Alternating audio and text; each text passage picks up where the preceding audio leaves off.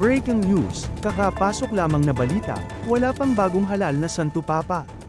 Itim na usok, hudyat ng pagtatapos ng unang araw ng conclave.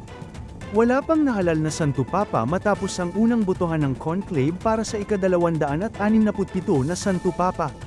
Bandang alas 9 Miyerkules ng gabi doon sa Roma o alas 3 ng Huwebes ng madaling araw dito sa Pilipinas ika-8 ng Mayo, lumabas ang itim na usok mula sa Simenea ng Sistine Chapel, hudyat na natapos na ang unang botohan ngunit walang nahirang na bagong papa. Tinatayang nasa 45,000 katao ang nagtipon sa St. Peter's Square upang abangan ang anunsyo, na inaasahan sana bandang alas 7 ng gabi. Ngunit sa huli, kinailangan nilang maghintay hanggang alas 9. Isa sa mga naroon ay si Deacon Nicholas Encaranco mula sa Tanzania.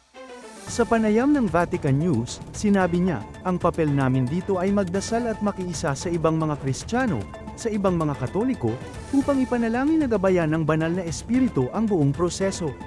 Dagdag pa niya, kahit saan pa man manggaling ang bagong papa, mula man sa Africa, Asia, o Amerika, ang pinakakailangan natin ay isang banal na papa.